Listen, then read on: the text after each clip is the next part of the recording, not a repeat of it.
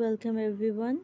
So we will be discussing Indian contribution to science. This is a book which is compiled by Vigyan Bharati, and this is one of the chapters which is there for the VVM examination. Chapter 13: Ayurveda and medicinal plants. Ayurveda and its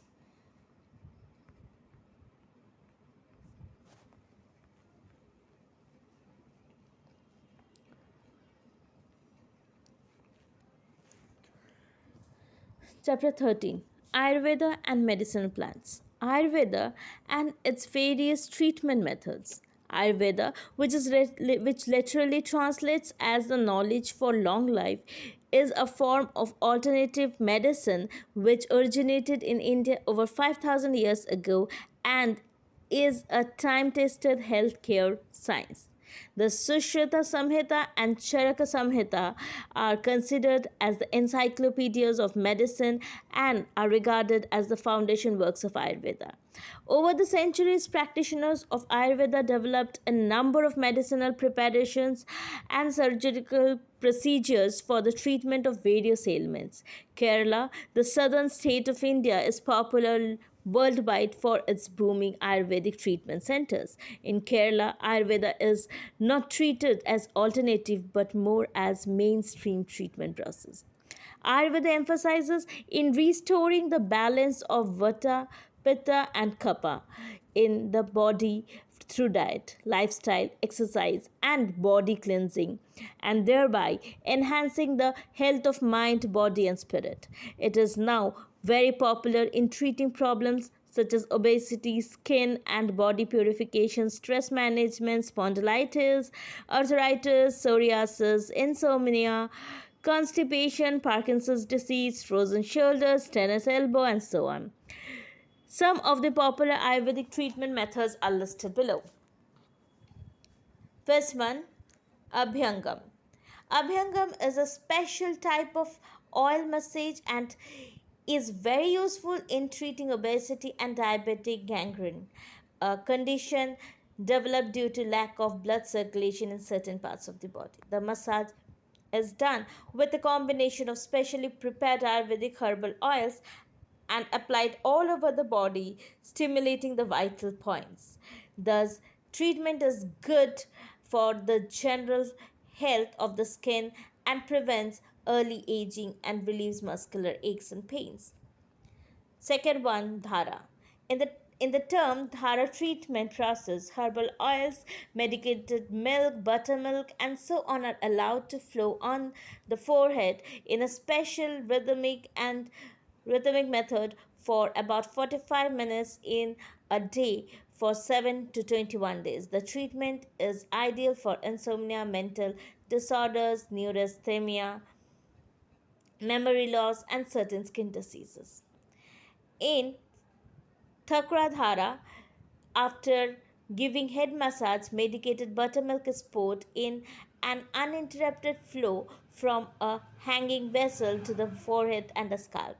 This is good in treating scalp problems such as dandruff, psoriasis, hypertension, diabetes, hair loss, and other skin complaints. In Sirodhara, after giving a good head massage, herbal oil is poured in an uninterrupted flow from a hanging vessel to the forehead and scalp.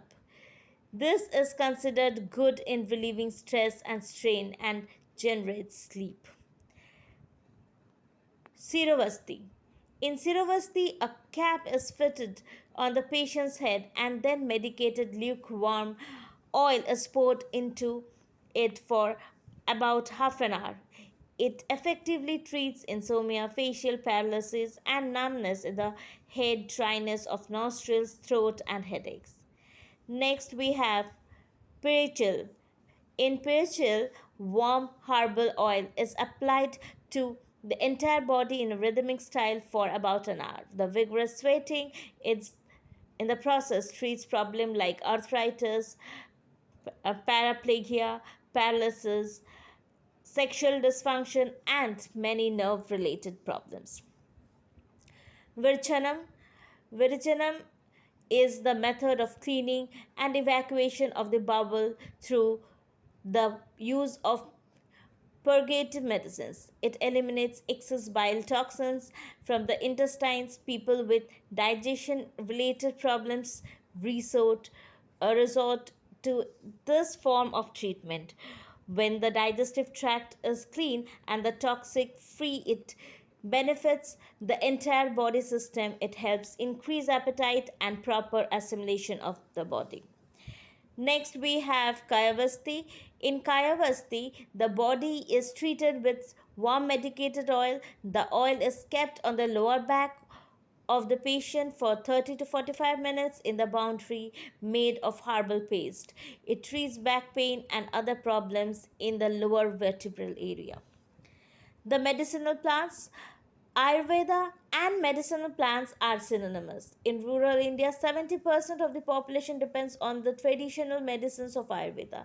Many medicinal herbs and spices are used in Indian style of cooking, such as onion, garlic, ginger, turmeric, clove, cardamom, cinnamon, cumin, coriander, fenugreek, fennel, ajwain, anise, bay leaf, hing, that is asafoetida, and black pepper. Ayurvedic medicine uses all of these either in diet or in the form of medication. Some of these medicinal plants have been featured on Indian postage stamp also. As per National Medicinal Plants Board, India has 15 agroclimatic zones and 17,000 to 18,000 species of flowering plants. Out of this, 6,000 to 7,000 species are estimated to have medicinal usage. About 960 species of medicinal plants are estimated to be in trade, of which 178 species have annual consumption levels in excess of 100 metric ton. Medicinal plants are not only a major resource base for the traditional medicine and herbal industry, but also provide livelihood and health security to a large segment of the Indian population. India is the largest producer of medicinal plants. The domestic trade of the Ayush industry is of the order of 80 to 90 billion. Indian medicinal plants and their products also account for the exports to the tune of 10 billion. There is a global resurgence in traditional and alternative healthcare systems, resulting in increased world herbal trade. The world herbal trade, which stands at 120 billion US dollars today, is expected to reach 7 trillion US dollars by 2050. India's share in the world trade at present, however, is quite low. Some of the most popular medicinal plants in India are listed below. First one, Gugulu, is a shrub found in the arid and semi-arid zones of India, particularly Rajasthan.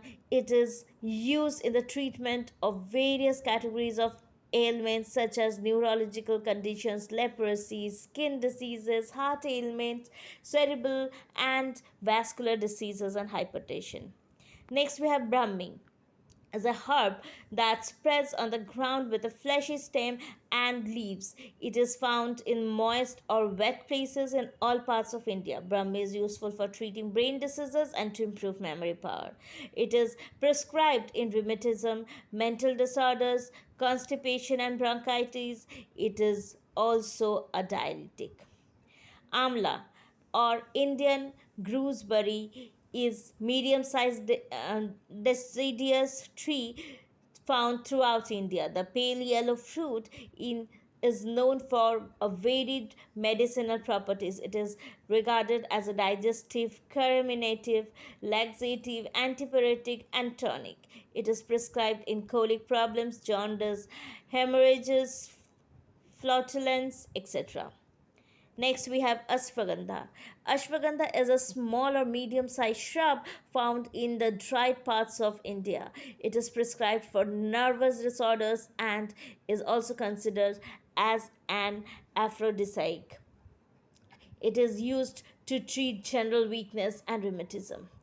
Arjuna tree holds a reputed position in both Ayurvedic and Unani systems of medicines. According to Ayurveda, it is useful in curing fractures, ulcers, heart diseases, bilious, urinary discharges, asthma, tumors, leukoderma, anemia, excessive perspiration, and so on.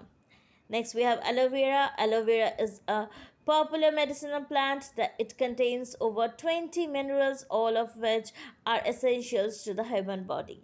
The human body requires 22 amino acids for a good health, 8 of which are called essential because they body cannot fabricate them. Aloe vera contains all the 8 essential amino acids and 11 of the 14 secondary amino acids. Aloe vera has vitamins A, B1, B2, B6, B12, C, and E. In India, aloe vera is believed to help in sustaining youth due to its positive effects on the skin. Next, we have neem. Neem is famous for the blood purifying properties. Many herbalists recommended chewing the neem leaves, taking capsules of dried leaf, or drinking bitter tea. It helps in gastrointestinal system, supports the liver, and strengthens the immune system. It is extremely effective in eliminating bacterial and fungal infection or parasites. It is antiviral as activity, can treat warts and cold sores. History of organized development of Ayurveda in modern India. Ayurveda, as such, does not need any introduction to the people of India. Till recently, Ayurveda has been practiced by most households and state as a mainstream healthcare system in the country. In March 1995, the Department of Indian System of Medicine and Homeopathy (ISMNH) was created by the government of India. Later, in November 2003, this department was renamed as the Department of Ayush, that is Ayurveda, Yoga, Unani, Siddha, Homeopathy, under the Ministry of Health and Family Welfare, Government of India. The main objective of the Department of Ayush is to provide focused attention to the development of education and research in Ayurveda, Yoga, and Naturopathy, Unani, Siddha, and Homeopathy systems of medicines. The department lays emphasis on the upgradation of Ayush educational standards, quality control, and standardization of drugs, improving the availability of medicinal plants, plant materials, research and development, and the awareness of generation about efficacy of the systems domestically and internationally. Today, almost all the state government have a department of Ayush, pushing traditional Indian system of medicine to the mainstream. The National Rural Health Mission 2005 to 12 is a major program of the Government of India.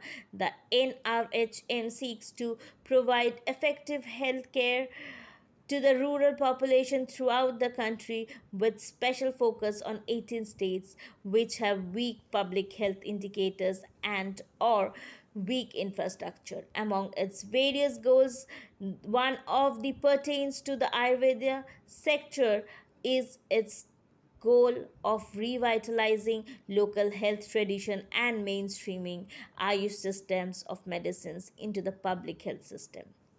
With the efforts of the government and several non-government organizations, Ayurveda is slowly and steadily coming up to the preeminent position. One of the awareness generation activities needs special mention here: the World Ayurveda Congress and Arogya Expo, organized in Vigyan Bharati, which is ably supported by Department of Ayush, is a massive promotional event on the Ayurveda that attract all stakeholders, both national and international. Began in 2002 and held every 2 years, the World Ayurveda Congress has completed its sixth edition in 2014 at New Delhi. The Honorable Prime Minister of India, Sri Narendra Modi, has given the valedictory address in sixth edition of the World Ayurveda Congress, and immediately after 3 hours, a new Ministry of Ayush was declared by Union Government.